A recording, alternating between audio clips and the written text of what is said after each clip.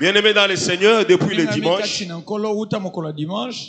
on est en train de nous parler sur la restauration. Et l'homme de Dieu, le pasteur Christian, avait beaucoup plus pris le livre de Job pour nous faire comprendre comment Job avait perdu des choses. Il a gardé l'espérance en Dieu. Et lorsqu'il a gardé l'espérance en Dieu, Dieu l'a restauré. Que ce soit dans ses biens, que ce soit dans sa progéniture. Voilà pourquoi, bien aimé dans le Seigneur, aujourd'hui nous continuons avec le même thème. Bien aimé, lorsque nous parlons sur la restauration, il y a certaines vérités que nous devons saisir. La première vérité, c'est que, bien aimé dans le Seigneur, même si tu es appelé par Dieu, laisse-moi te dire que des problèmes peuvent toujours venir dans ta vie. Est-ce que quelqu'un peut dire Amen? Amen. Jérémie, dès le premier chapitre, Dieu confirme l'authenticité de l'appel de Jérémie. Dieu dit à Jérémie, avant même que tu ne sois né, avant même que tu ne sois un prophète pour tes parents, moi Dieu, je te connaissais. Non seulement je te connaissais, je t'avais établi prophète des nations. Mais au même Jérémie, Dieu lui dit, ils te feront la guerre. Bien-aimé, il y a parfois certains serviteurs peuvent se poser la question sur leur appel. Ce n'est pas facile. Ce n'est pas facile parfois de vous dire que vous avez vraiment été appelé. Ce n'est pas vraiment facile. Mais Jérémie, Dieu a attesté que Jérémie, moi j'étais appelé. Nous avons vu dans la Bible, il y a certains qui ont eu des ministères de remplacement. Des gens comme de Josué, des gens comme d'Élisée, ils ont eu des ministères de remplacement. À un moment donné, à la fin du ministère d'Élie, Dieu a dit à Élie, tu vas oindre Jéhu pour roi, tu vas oindre aussi Élisée à ta place. C'est que Élisée avait comme un ministère de remplacement. Son ministère venait pour combler des vides. Voilà pourquoi, bien aimé dans le Seigneur, tu dois faire attention. Quand tu sers Dieu, tu es capable de se pourvoir. Bien aimé, un jour, c'était pas ici, c'était à Lubumbashi. J'étais programmé pour prêcher. J'avais juste un malaise. Et j'avais dit au pasteur ce jour-là, j'ai un malaise, remplacez-moi. Pasteur Christian, je le dis Dieu. C'est lui qui m'avait remplacé ce jour-là. Avait prêché la même prédication que j'avais prêché. C'est que Dieu, il est capable de te remplacer.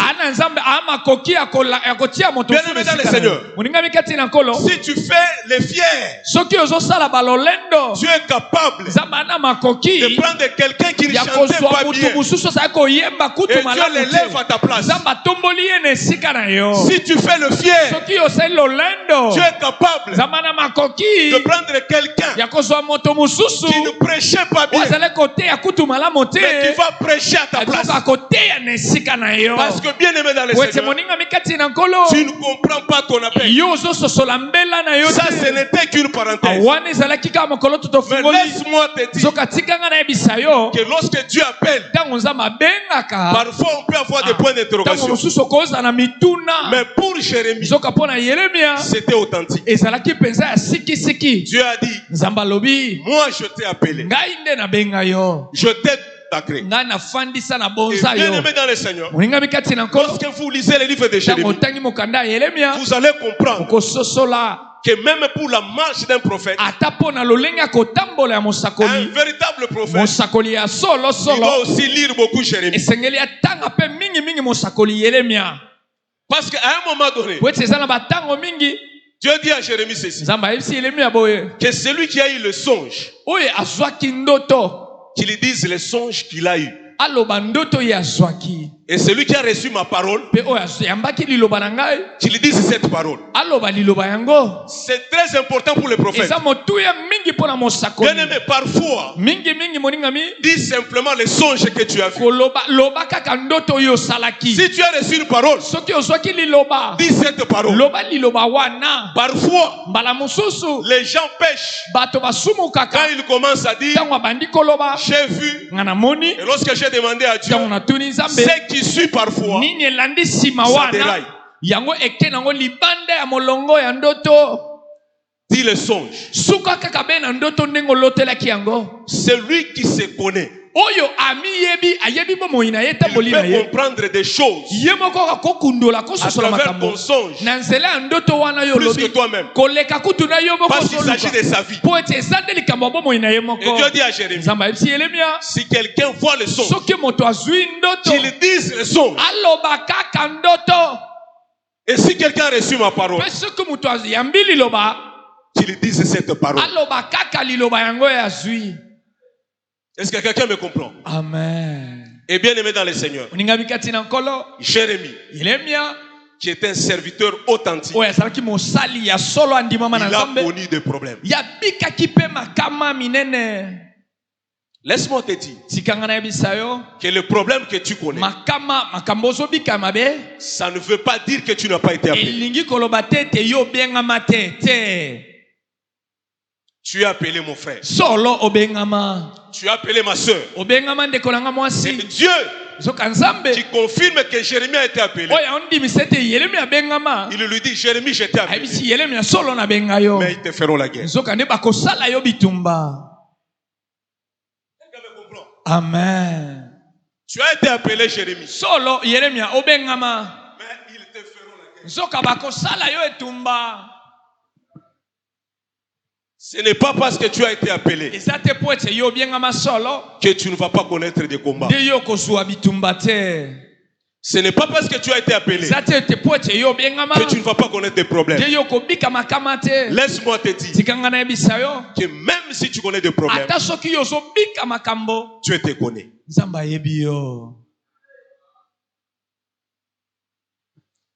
La deuxième vérité,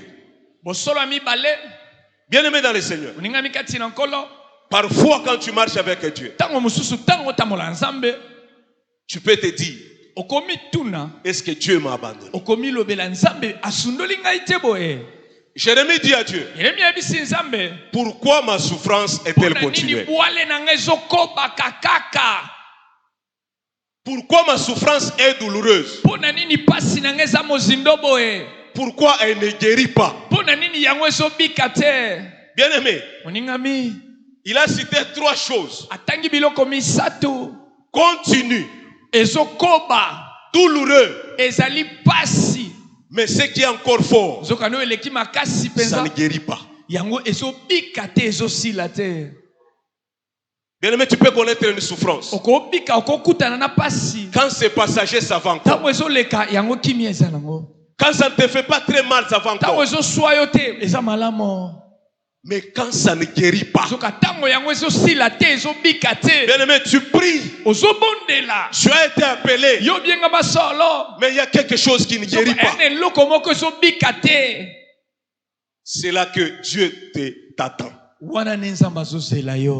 pour garder l'espérance. Bien aimé, tu dois apprendre à garder l'espérance. Il y a des choses qui peuvent être continuelles dans ta vie. Depuis que tu priais, tu vois comme si les choses ne changent pas. Et Jérémie dit quelque chose de grave. Il dit, est-ce que tu ne serais pas pour moi une source trompeuse? Bien aimé, lorsque Jérémie parle des sources trompeuses,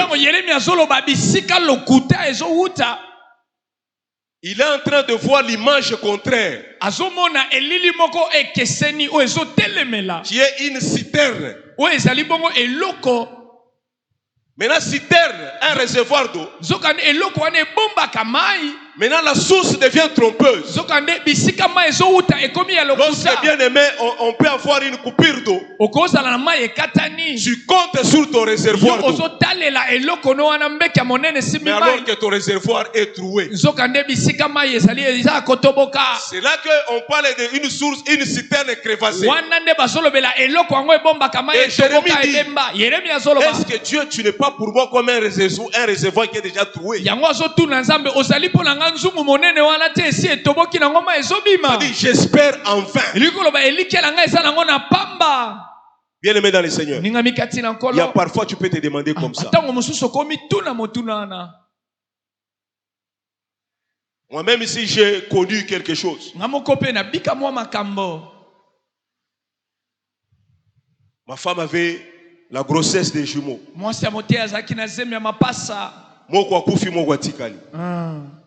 Le même jour, on me dit je dois enterrer l'autre. Le même jour, je dois donner le message qu'il y a un enfant qui est né. Bien aimé, c'est pas facile. On a prié. C'est vrai, nous avons vu le miracle pour l'enfant qui est né. Mais pour l'autre, on a prié. Et Dieu a jugé autrement.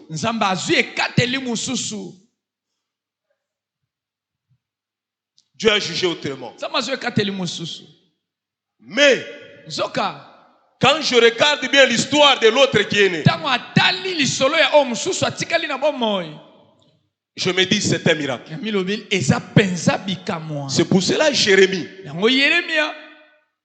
qui avait connu des choses. Bien aimé, les serviteurs de Dieu dans la Bible, beaucoup souffraient. C'est pour cela on doit être équilibré dans le message.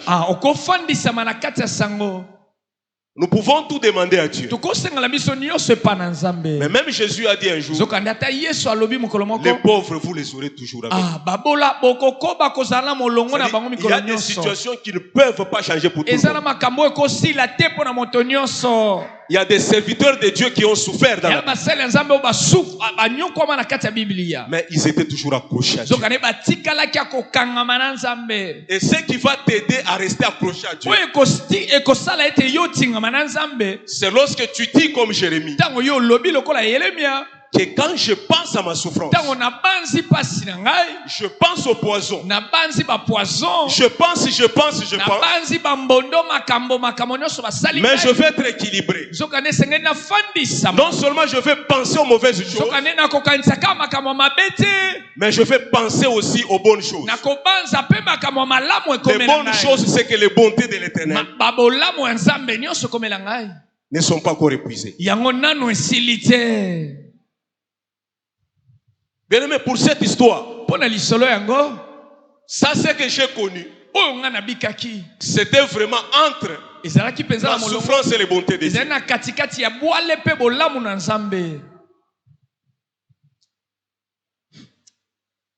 C'était ma première fois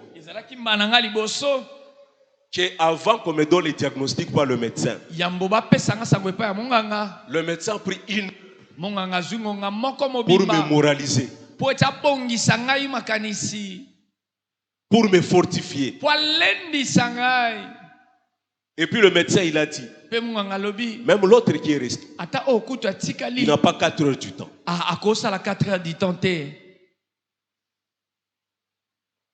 Pour lui, ces jours-là, il fallait qu'on passe directement à la césarienne. Mais je me suis dit, je suis un serviteur de Dieu. Je ne peux pas prendre une décision comme ça sans prier.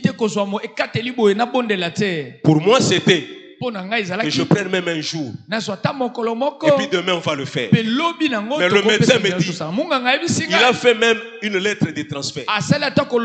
Pour lui, j'ai douté parce que je n'avais pas de moyens. L'enfant qui est resté ne peut pas faire 4 heures. Mais bien aimé, c'est une longue histoire. Mais j'ai connu la bonté de Dieu. Parce qu'à un moment donné, je me disais, couveuse, césarienne, tout ça on met ensemble. Et puis décès de l'autre jumeau. Couveuse césarienne, j'ai dit non, Dieu. Je peux accepter encore le décès et la césarienne, mais la couveuse, je refuse. Et quand l'enfant est né, on l'a mis dans la couveuse. Quelques heures. Le médecin dit non, il est bien, on peut l'enlever dans la couveuse. Amen.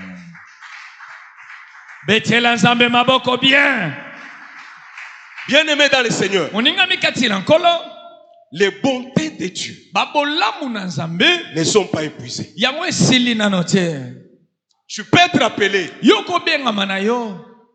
mais Dieu va faire toujours que même dans le problème, il va te donner une issue. À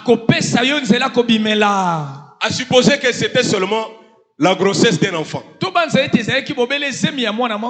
savez, la grossesse, c'est comme les examens d'État. Même si tu ne dis pas aux gens, les gens attendent les diplômes. Même si tu ne dis pas aux gens que tu es en 6e. Mais le gens regarde à un moment donné. Ils attendent un enfant. Mais imaginez-vous. Si ce n'était qu'un enfant, moi c'est accueilli. La femme est partie.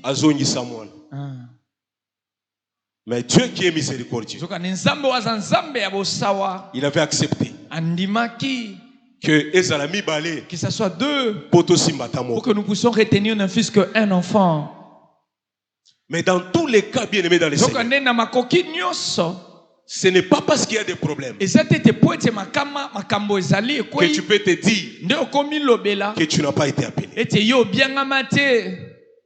Bien aimé, j'ai toujours dit, à la lumière des Écritures, que la faiblesse, c'est une voie pour la puissance. Quand quelqu'un est faible, même l'apôtre Paul a dit, quand je suis faible, c'est alors que je suis fort. Bien-aimé, pendant tes moments de faiblesse, saisis cela comme une opportunité. Je peux t'utiliser puissamment. Je l'ai dit comme un rêve pour quelqu'un. Pendant les moments de faiblesse, saisis ça comme opportunité.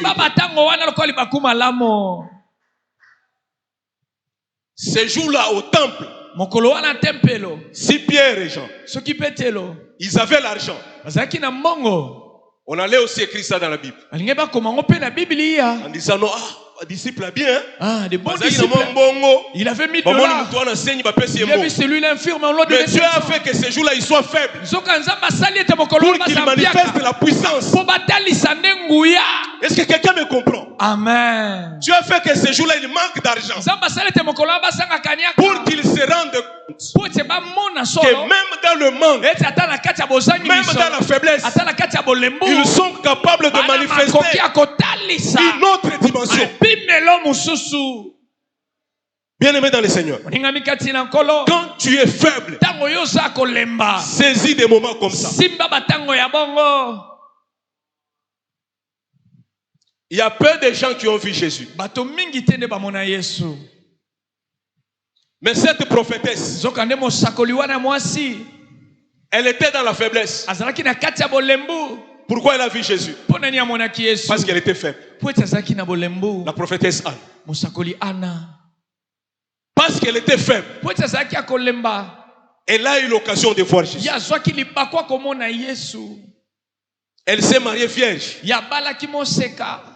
Et quelques jours Après son mari est mort, elle est restée dans la présence de Dieu.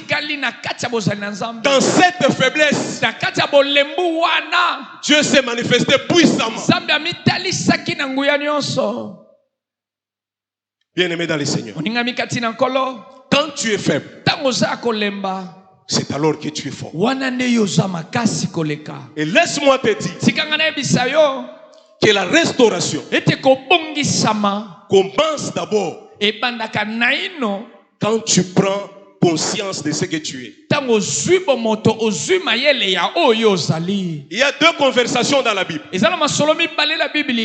De Dieu avec Jérémie. Curieusement, toutes les deux conversations ramènent Jérémie à sa mission. Bien-aimé, au-delà de ce que tu cherches, Dieu aussi cherche quelque chose en toi. Jérémie dit à Dieu, pourquoi ma souffrance est-elle continuée? Et Dieu dit quoi? Je ne vais pas exploiter l'angle qui dit non, si tu sépares ce qui est vide et ce qui est précieux. Prends seulement l'angle où Dieu dit à Jérémie, tu seras comme ma bouche. Il renvoie Jérémie à sa mission. Jérémie regarde la souffrance, mais Dieu regarde la mission. Jérémie, ne te concentre pas sur ta souffrance, mais sépare ce qui est vide et ce qui est précieux. Tu vas manifester une autre dimension dans ton ministère prophétique. Tu seras comme ma bouche. La deuxième conversation, la Bible dit Jérémie est en prison, et Dieu vient lui dire, invoque-moi, je te répondrai, je t'annoncerai chose cachée. Il renvoie Jérémie à sa mission, parce que Jérémie était prophète. Bien-aimé, ce qui fait ta force, ce qui va t'amener à ta véritable restauration, là, tu vas rentrer à ta mission. Amen. Il y a beaucoup de gens qui ont quitté leur mission parce que tu te focalises sur ta souffrance, tu te focalises sur ta douleur, tu te focalises sur ta plaie. Mais Dieu te dit ce soir, rentre à la mission. Amen. Jérémie, rentre à la mission. Amen. Je t'annoncerai des choses cachées. Ça veut dire, rappelle-toi que tu es prophète.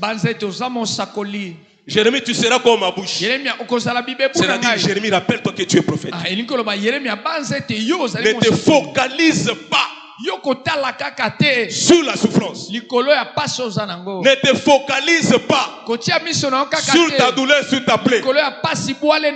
Mais focalise-toi d'abord sur la mission. Bien-aimé, tu cherches la restauration. Et Dieu t'attend aussi dans la mission.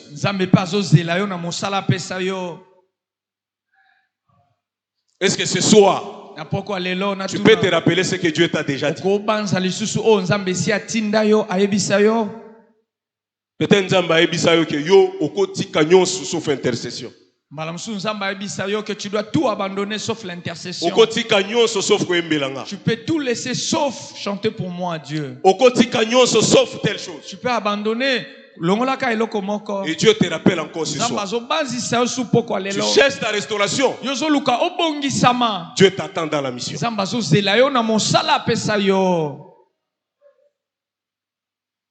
Et bien aimé dans le Seigneur, lorsqu'on parle de restauration, on doit se rappeler deux choses. La première des choses, c'est que Dieu est d'actualité. Dieu dit ceci à travers Jérémie.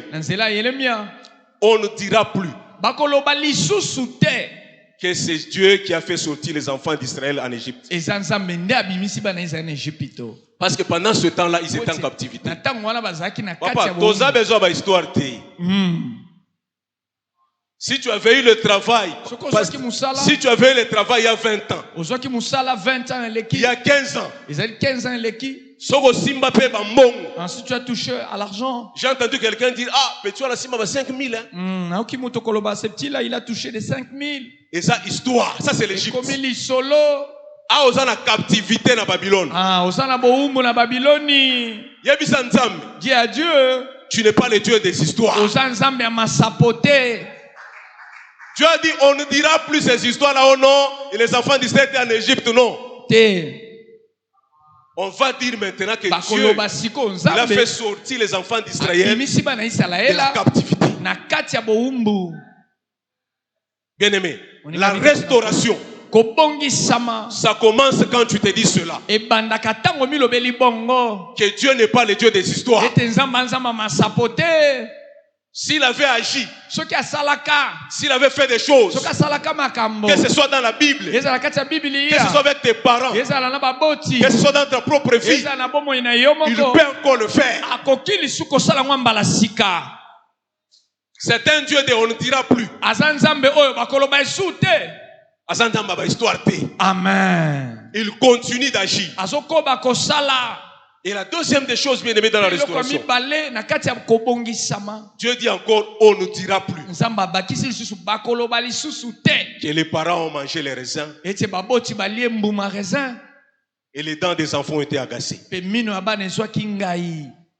Bien aimé, la restauration, c'est lorsque tu fais un examen de conscience. J'aime beaucoup un serviteur.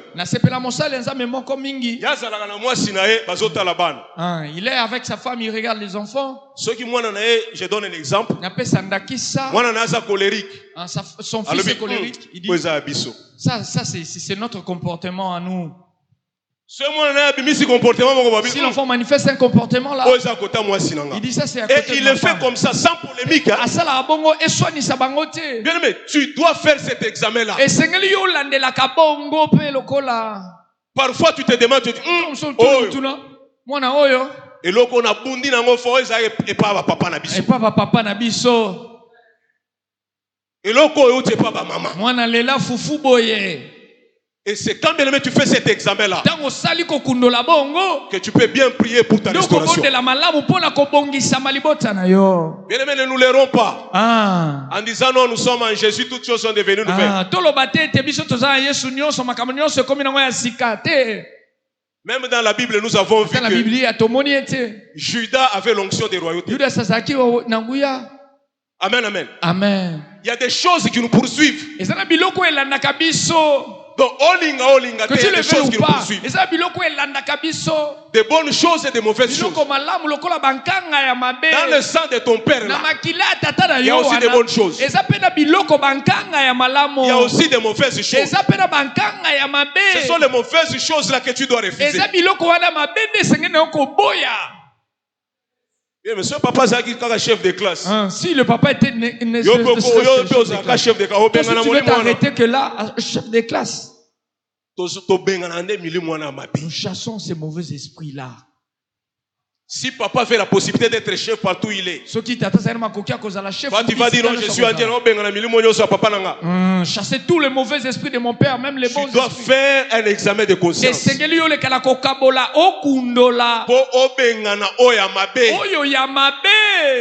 Il y a bien wana ozo recevoir ango. Il y a bien aux dimango. Amen, amen. Amen. Mais tu dois faire un examen de conscience. Comme ces serviteurs là. En disant que ça vient de chez nous. Ça vient de chez ma femme. Sans polémique. Bien, mais il y a des choses qui nous poursuivent. Je connais un couple. Si c'était que le prophète venait du mari, il allait dire non, non, les maris veulent s'enorgueillir. Plus de 2 prophètes ont prophétisé cette femme. Que si tu n'avais pas épousé ce mari, tu n'allais pas mettre au monde. Il y a d'autres certaines onctions que nous avons. C'est-à-dire que son mari avait une onction telle que stérilité à moi si on tombe par terre. On a prophétisé à cette femme-là plus de 2 fois en disant que si tu n'avais pas épousé ce mari, tu n'allais pas mettre au monde. Tu dois faire un examen de conscience et te connaître, bien aimé dans le Seigneur. Parce que lorsque tu te connais, Dieu va te faire sortir de tout système établi. Il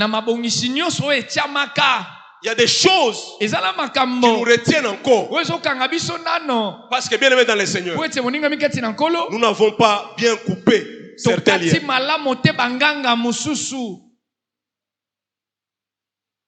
Et il y a aussi un effort. En dehors de la prière, il y a aussi un effort à faire. Ton père était colérique. Toi, au lieu de commencer à te battre pour contenir la colère, mais toi tu te vantes. Même si je voyais la radio, je peux même te lancer cela. Au lieu de faire un effort, mais tu commences à te vanter. Moi je m'énerve mauvais. Bien-aimé, tu dois faire aussi un effort. Au-delà de la prière, fais un effort. Notre Dieu, c'est un Dieu de mature. Dieu fait rarement des choses comme il a fait avec Jonas. Dieu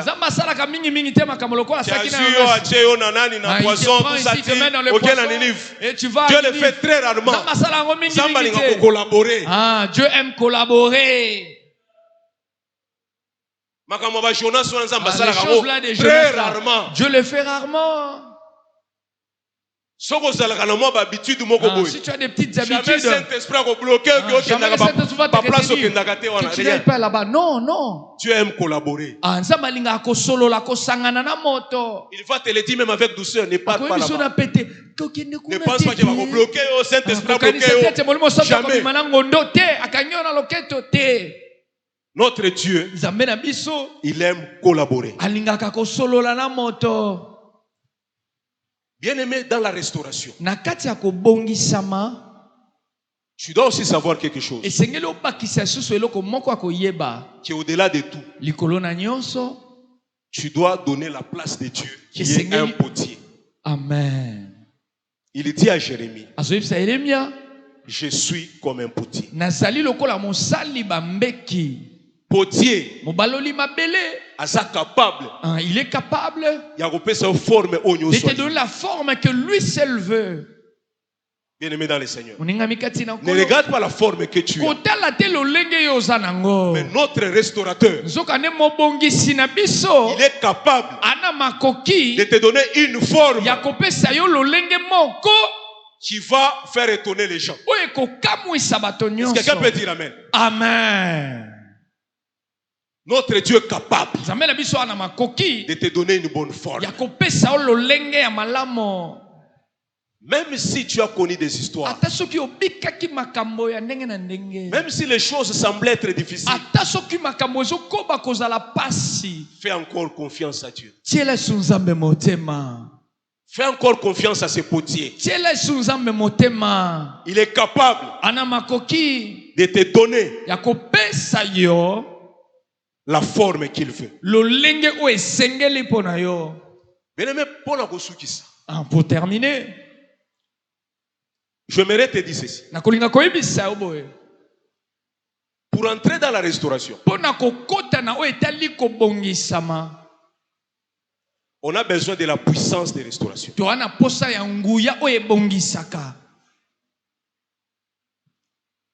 On aime bien le passage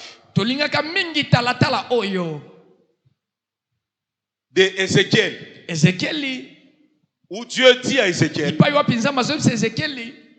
prophétise. Bien aimé, lorsque on analyse ce passage d'Ézéchiel 37, on se rend compte, bien aimé dans les Seigneurs, qu'avant qu'Ézéchiel puisse aller parler aux enfants d'Israël, que Dieu va vous restaurer, Ézéchiel avait parlé à Dieu en intimité. Si quelqu'un me comprend. Amen. La puissance de la restauration, tu l'auras dans l'intimité avec Dieu.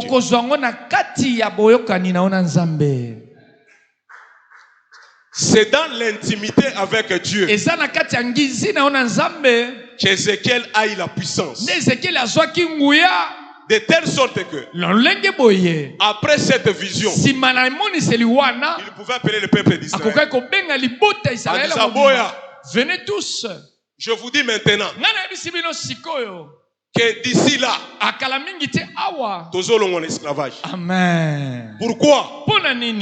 Il avait eu la puissance dans l'intimité.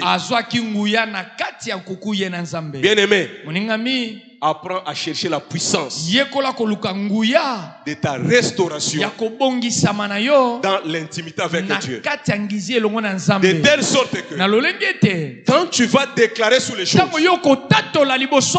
parce que tu as eu déjà la puissance dans l'intimité avec Dieu, les choses vont changer. Ne retiens pas seulement le passage qui dit prophétise. Prophétise sur les ossements. Sans avoir eu la puissance dans l'intimité. Tu vas distraire le peuple pour rien.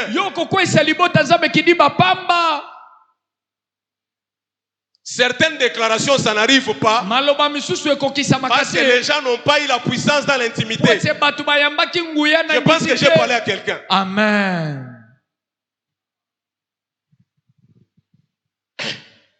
Élie faisait comment?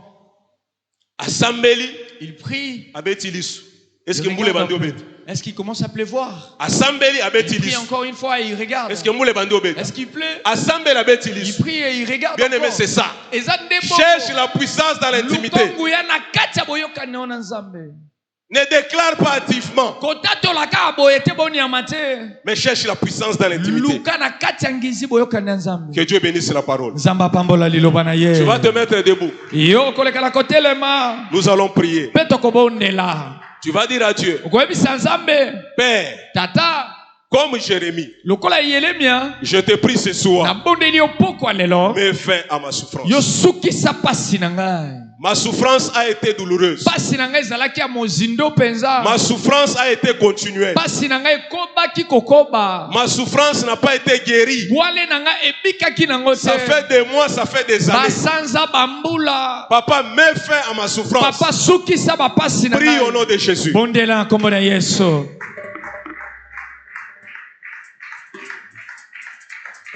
Bondela na komona Yesu. Yawa zali mosukisi ya bapasi. Yawa zali mosukisi ya babwale, mosilisi maladi. Tombola mongongo na yo bondela.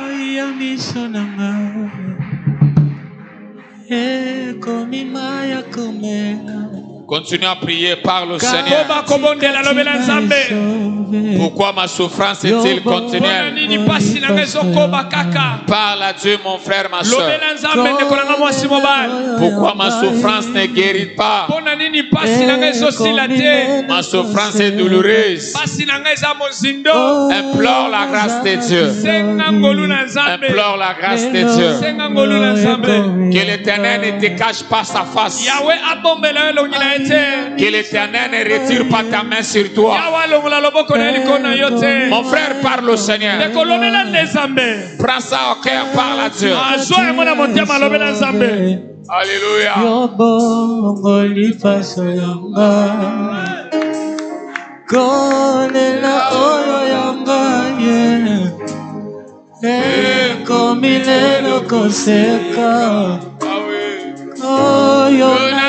makilobi lelo yo ekomianga Yahweh. Oh, oh, oh, oh, yeah, Yahweh, alléluia.